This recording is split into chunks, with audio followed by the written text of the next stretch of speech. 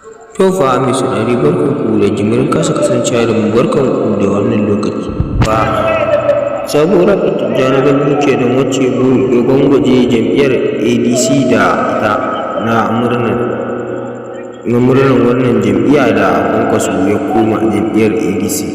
Tabbas mai girma Kwankwaso ya ji daɗin wannan waƙa sosai wacce Tijjani Gandu ya gwangwaje shi da ita na ADC sabuwar jam'iyya, kuma mutane da yawa su ma sun ji daɗin wannan waƙa sosai, musamman ma wanda suke bayan Kwankwaso sun ji daɗin wannan waƙa da ya gwangwaje ADC sabuwar jam'iyya.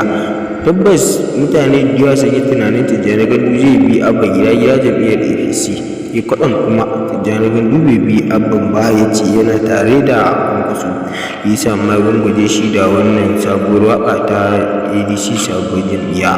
Tabbas Tijjani Gandu ya yi ƙoƙari sosai, ya ba da gudunmawa sosai a wannan tafiya, kuma ya ce yana nan yana kan ba da gudunmawa sosai a wannan tafiya ta ADC sabuwar jam'iyya.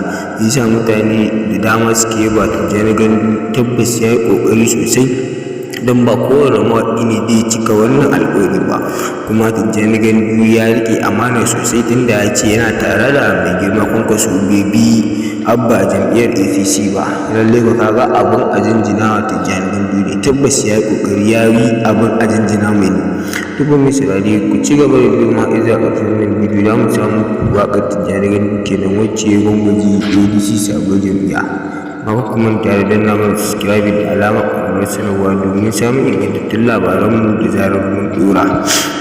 To fa Tijjani Gandu tabbas ya yi ƙoƙari sosai, saboda mutane ma sosai wanda suke bayan Kwankwaso, manya-manyanmu na ƙasa su ma sun ji daɗi sosai wannan waƙa da gwangwaje jam'iyyar ADC da ita, musamman ma wanda suke cikin jam'iyyar ta ADC. Kaga ko abin a jinjina Tijjani Gandu ne. Tijjani Gandu ya yi ƙoƙari sosai, kuma ya fito ya ce yana nan yana ci gaba, yana so ya faranta wannan mutane da suke cikin jam'iyyar nan ta ADC. Isa ma yake buga musu wannan waƙoƙi sosai domin murnar jin daɗin su na koma wannan jam'iyya ta ADC sabuwar jam'iyya. Isa ma ake ƙara jinjina mai sosai. Al'umman ma wanda suke bayan jam'iyyar ADC ɗin su ma suna jinjina Tijjani Gandu, saboda ya yi ƙoƙari matuƙa, ya riƙe amana sosai, ko don rashin bin abu ma da ya jam'iyyar APC. Ya ce shi yana tare da girma Kwankwaso a wannan jam'iyya ta ADC.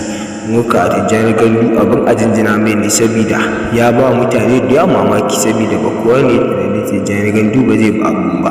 Sai ga shi kwaɗan kuma Tijjani Gandu ya tsaya a wannan jam'iyya ta ADC, har ya fara gwangwaje sai da sababbin waƙoƙi ADC sabuwar jam'iyya. Kun ga Tijjani Gandu ya yi ƙoƙari sosai.